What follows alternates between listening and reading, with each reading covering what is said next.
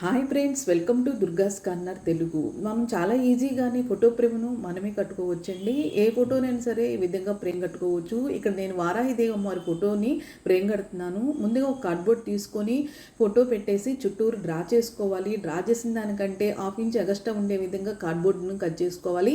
ఆ తర్వాత బుక్స్ పైన అట్టు ఉంటుంది కదా, అట్ట తీసుకొని మనం కట్ చేసినటువంటి కార్డ్బోర్డ్ని అంటించేసుకోవాలి. ఇలా అంటించేసుకున్న తర్వాత అట్ట సైజు ఉండే విధంగా మనం అంటించినటువంటి బుక్స్ అట్టను ముందుగా ఈ విధంగా కట్ చేసేసుకోవాలి.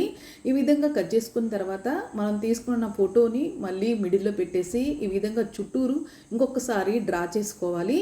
ఇలా డ్రా చేసుకున్న తర్వాత డ్రా చేసిన లోపల వైపు గ్లూ అప్లై చేసుకోవాలి. గ్లూ అప్లై చేసి మనము ఫోటోని ఏ ఫోటో అయితే పెట్టాలనుకుంటున్నామో ఆ ఫోటోని లోపల వైపు ఈ విధంగా అంటించేసేసుకోవాలి.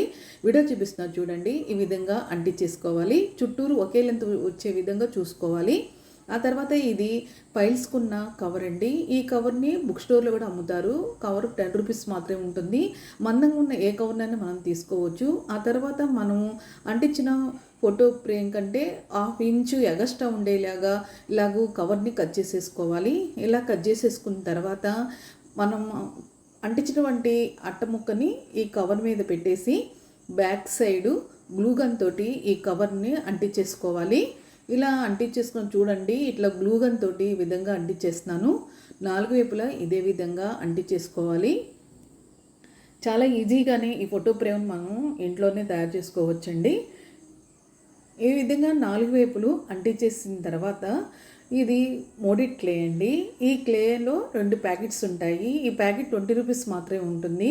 దీని లోపల ఉన్నటువంటి 2 క్లేను బాగా కలిసే విధంగా కలుపుకోవాలి. ఇలా బాగా కలిసిన తర్వాత ఈ క్లేను పొడుగ్గా చేసుకోవాలి. ఫోటో ఫ్రేమ్కి అంచుల వైపు ఈ విధంగా గ్లూ అప్లై చేసి ఇలా క్లేని 4 వైపులా ఈ విధంగా పెట్టేసుకోవాలి.